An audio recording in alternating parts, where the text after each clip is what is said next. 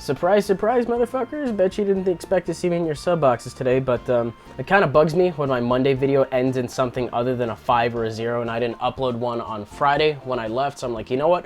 I'm going to compensate for that today because I have a little bit of free time. I got some errands I got to go run, so I'm going to leave. It's going to be like the day where I record all my stat files, then just record a bunch of shit, and then I'll just be ready for next week.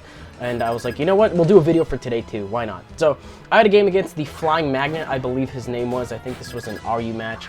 So he's going to go ahead and lead off with a Pillow Swine. I'm going to go ahead and lead off with my Claydol.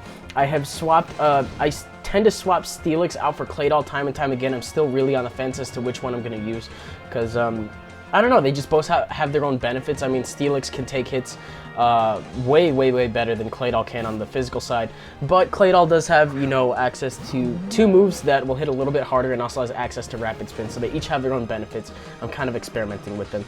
But in the first opening turns, I do expect him to set up the Stealth Rock since that's the reason that you tend to use that thing. And then he actually ended up going for the Toxic and then Stealth Rocks on my Switch because I don't want to take an Ice move. I'm just going to set up the Rocks and get out of there. I don't think he has a Spinner on his team either, so the sooner I can get the Rocks up, the better.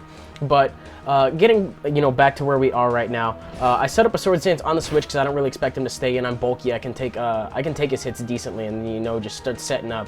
But much to my disappointment, my +2 head charge does not kill off this Hariyama, but he ends up going for the Whirlwind. So I found that a little bit weird, but it rewarded me greatly in that he brings in my Moxie Honchkrow, and I'm going to be able to revenge kill him and get to, well, not revenge kill him, I suppose, finish the job while taking as little recoil from Brave Bird as possible, and get +1 and be ready for the next thing.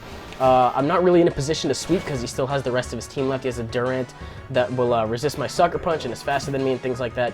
But that's not to say that, you know, it's not a nice foot to be on at this point in the game. But gonna get a little bit of lefties back, things like that. I think he decides to go into his Pillow Swine here. And this thing is really physically defensive, as you're gonna see in a little bit. I also got my, I guess I got my logic mixed up because he more than likely does have the Ice Shard, and he shows me now that he does have it. But I figured a Night Slash and a Sucker Punch, I wanted to go for the Night Slash over the Brave Bird to prevent the amount of recoil I would be taking. But the correct thing to be doing in this situation, just based on how much damage I'm doing to it, would have definitely been a Brave Bird and a Sucker Punch. Since Brave Bird is, like, way more base power, I'm not saying that it would have killed him. I'm thinking that it would have been closer for sure, since, you know, it would have been just a regular priority move. And then, you know, a priority move, and who knows, it might have, I don't know. But I do a nice sizable chunk to Pillow Swine, and I don't think it has a reliable form of recovery. So he's just going to go ahead and switch out of here, possibly save the priority for later as he goes into his Honchkrow. Going to take the same amount of Rocks damage that I did from earlier as I go for the Shadow Ball. I was really tempted to predict he'd go for the T-Bolt since I had a feeling he might have brought this thing in. But I do have Substitute on this Rotom, so I can afford to make a mistake here and then. And he does go for the Sucker Punch as I go for the Substitute, meaning that he will have to go for another Sucker Punch to break it, but I will end up, you know, better since I'm only at like -25% and then, you know, a couple more with some attacks and whatnot. It's just working out pretty good with Rotom.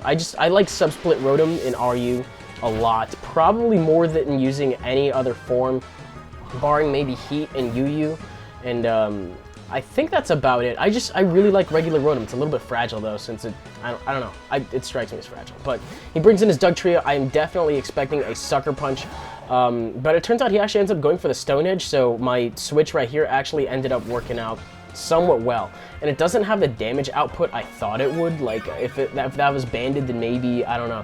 I've not seen an item on him either, so if he's like some fucking Choice Scarf one, that would be like the ultimate revenge killer.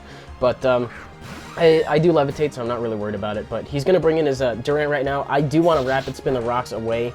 You know, if his Pillow Swine wants to come in and set him up later, fine, but that'll be one more turn in which I'm able to revenge kill it, you know, provided that my timing's right and the situation's right.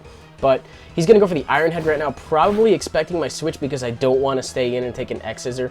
And it's because of that he's not going to be able to kill me off, and I'm going to go for the Earth Power. I will die to Toxic damage, but I will get a really nice sizable chunk off on him to the point where my Sceptile can come in and definitely finish him off. So this misplay of his is actually going to end up helping me out in the long run. Since my Sceptile doesn't have Hidden Power Fire, the best thing I could probably hit it with is Focus Blast, and because it's not Stab, I am Life Orb. Durant's special defense is pretty low, but I don't think a Focus Blast is going to take him out from full health. So Just go for a Giga Drain right there. Really doubt the crit matter despite, you know, quad resisting it. That is stab on my behalf, and, you know, he doesn't really have a good special defense. Now, here we have a speed tie going on since we are the same base speed, and he hits me with an aerial ace. I personally, I don't know. That seemed like a kind of sketch move, I guess, but it is super effective damage and whatnot, so you might as well just go for it. But I'm just going to go for the Giga Drain, finish him off in one shot. Doug Trio is not a big problem to me. So that thing's down. Got, what do we have left? I think we have Pillow Swine and maybe one other thing that I'm failing to remember. I always forget the 6 poke in people's lineups, but he's going to finish me off with an Ice Shard. And looking at the Stealth Rocks damage that he took this turn, if he switches this thing out to go into his other switch, then he will die to rocks upon coming in again. So I have my Bufala, and then I believe we haven't seen my Archeops at all at this point in the game. So I'm sitting in a pretty good boat. I mean, even if he does Ice Shard, I can still hit him with a Flight Gem boosted Acrobatics, this or his other thing, which happens to be a Gardevoir, and it should do a really sizable chunk. I do happen to be faster than both of them with my Archeops, so good boat, good boat. Anyway, turns out that Head Charge actually one-shots it, so I don't have to worry about that at all. And because of what I mentioned earlier, he's going to switch in his Pillow Swine on the Stealth Rocks. It will die because he has no spinners, and that will leave me with the 2-0 victory. So I suppose that was a pretty decent length of game. Enjoyed myself quite a bit.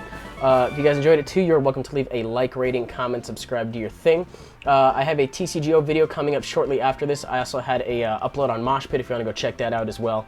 And if you missed any of my videos last week, you're welcome to just go check out my channel, check those out. I've been pretty much on a regular uploading schedule, and I will continue to be for a while. So that'll do it. I'll see about getting a Penumbra episode recorded this weekend, then uploading one early next week or something like that. I have some spare time, so why the fuck not? Anyways, that'll do it out of me for today, guys. A little bit unexpected, but I will see you on Monday.